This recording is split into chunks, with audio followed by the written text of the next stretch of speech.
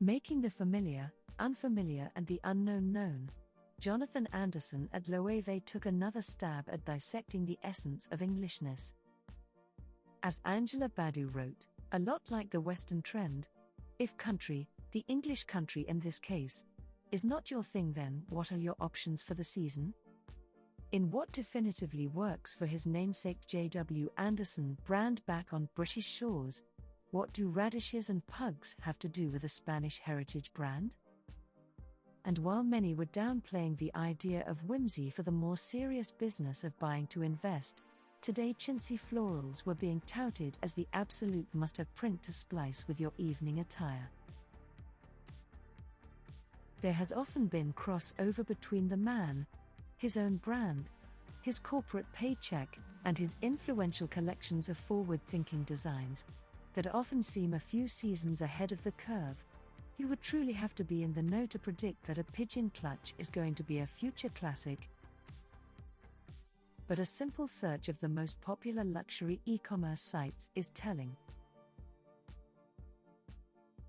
As the most commercial hits are what make up the majority of the buys, with experimentation only really taking place across accessories. As it's easier to justify the purchase of a leather pump or strappy sandal with a brush as a heel, it will make for a good conversation starter at parties at least, than it is a pair of Bermuda shorts with a giant pin, which could double as a makeshift weapon if needed, through the waist. So, it's really a question of runway versus reality, and are these shows showcasing surrealist ensembles simply as a vehicle to create buzzy marketing campaigns? Or is there a real push to put forward new ideas of the ways in which women may want to dress next season, which is a little left of center? Which is a bigger question around how much of a designer's vision actually makes it to the production stage. Because if we're being honest, is there a large enough customer base for a sequin-embellished trapeze dress with a pug motif? The baggy cargo pants are sure to big sellers for both the men's and women's collections, and the half belt was this time affixed to a statement gown as opposed to a pair of jeans. As with many of the other collections seen so far this month, a lot of the looks on the runway will work better once pulled apart and paired with something more everyday, which is how the customer will inevitably wear it. A curated collection of quirkiness or elegant eccentricity is Jonathan Anderson's, and admittedly it is what keeps so many flocking to both his own brand and LOEWE. But with this season's take on twee, there is the question of how it will translate in the global market. As far from being an offbeat accessory, these were head-to-toe looks in wallpaper florals or radish prints, and fully embellished sweatsuits depicting country scene in the style of Albert York, whose work provided the backdrop of the set. A makeshift art gallery set over 3 rooms, described as clothing that celebrates being in the moment. According to today's show notes, there could have been greater emphasis on how these clothes would translate for the women who will wear it in those same everyday moments. Jonathan Anderson showed a LOEWE collection for fall that was, frankly, stuffed with brilliant clothes, chic flowing cutaway jersey dresses, immaculate tailcoats and tailoring, flower and vegetable prints, balloon Y pants, novelty amusement accessories, and bluntly ideal versions of the best, non-messed about shearling aviator jackets and double-breasted military leather coats in the business. Anderson is effortlessly at the peak of his game.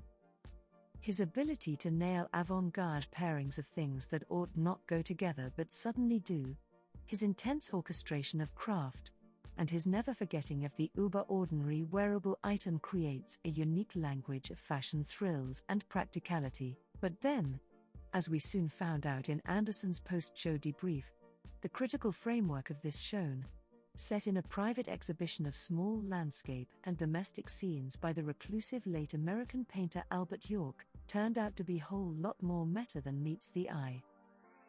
It was Anderson's meditation on the meaning of luxury, specifically a zooming in on the interior landscapes and extremely decorative antique objects collected by wealthy Americans.